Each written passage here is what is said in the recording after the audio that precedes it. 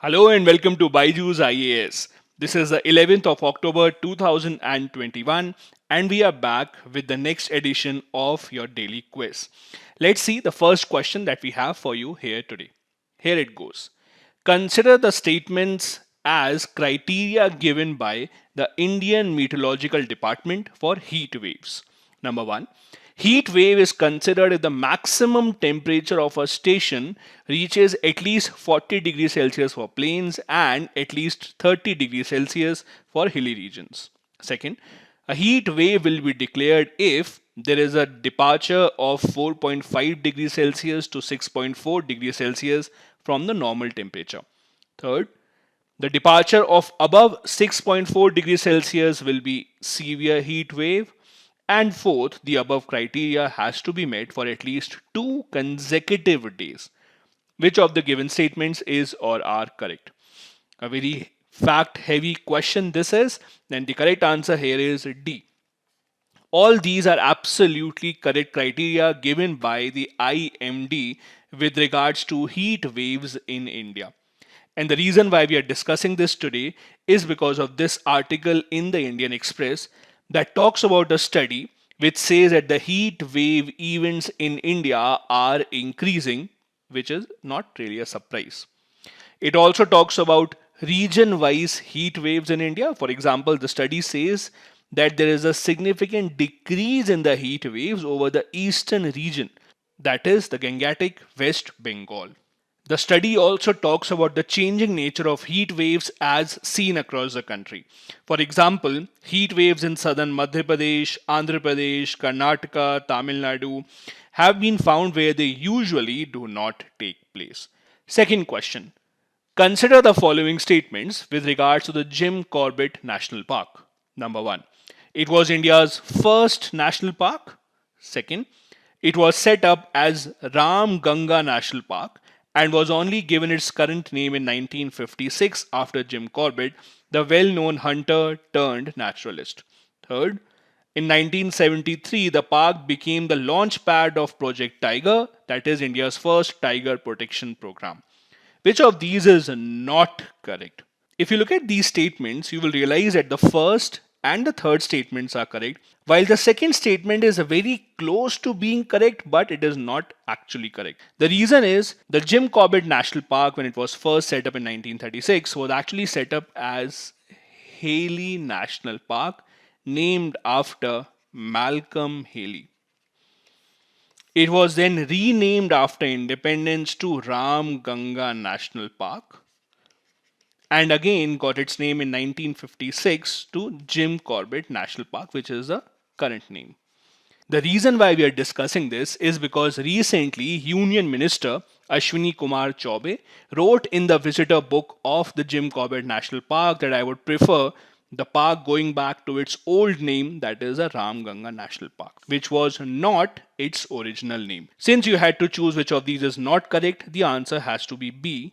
2 only is incorrect. This is an article from today's Indian Express where Minister Ashwini Kumar Chaubey wrote about this proposal in the visitor book of the national park. As you can see here, in 1936, India's first national park was set up, named after Malcolm Haley. He was a then governor of United Province. Moving on, arrange the following in decreasing order of their contribution to India's greenhouse gas emissions: transport, agriculture, electricity production and waste management. Remember, decreasing order means the largest contributor should come first, followed by the other ones.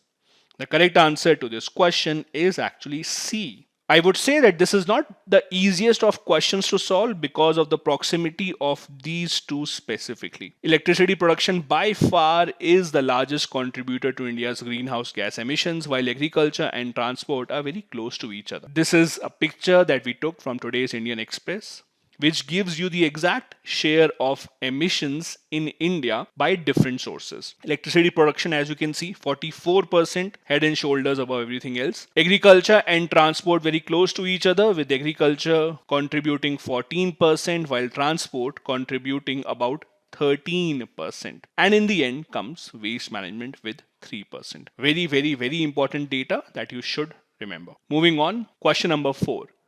Consider the following statements with regards to the new railway line between Jayanagar in Bihar and Bardi Bus in Nepal.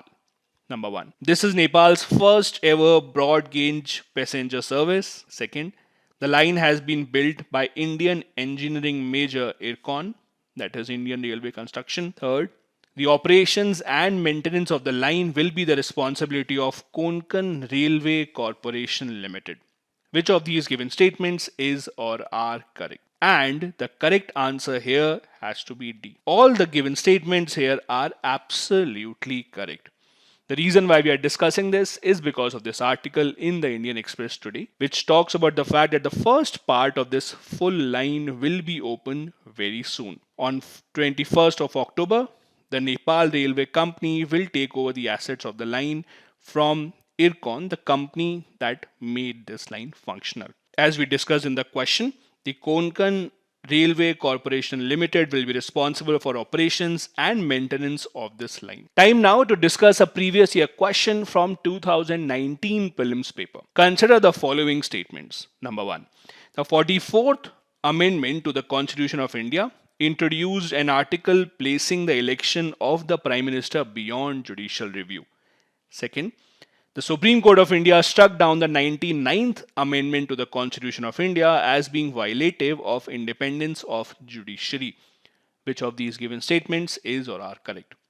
The correct answer to this question will be B. The 99th Amendment Act, as most of you would know, was the NJAC, National Judicial Appointment Commission, passed by the Parliament with a hope to replace the existing collegium system of appointment of judges. However, the Supreme Court struck it down soon after it was passed by a 4:1 verdict. First statement is wrong because this was done by 39th Amendment and not the 44th Amendment. Soon after Indira Gandhi's election was struck down by the Allahabad High Court, the Indira Gandhi government through 39th Amendment made a new law under which the election of the Prime Minister, President, Vice President or Lok Sabha Speaker in case of any dispute would be looked into by a panel made by the Parliament, and the judiciary will not have any say over it. However, the 44th Amendment Act passed by the Janata Party government removed the 39th Amendment Act. So this does not exist now. Time now for the fact of the day, and today we will be discussing the Indian Space Association, which was inaugurated today by our Prime Minister Shri Narendra Modi. Let's look into what exactly is the Indian Space Association. This is nothing but an association of experts from the space and satellite industry. It will be headed by retired Lieutenant General A.K. Bhatt. It will have participation from the public as well as the private sector. As you can see, the founding members include ISRO,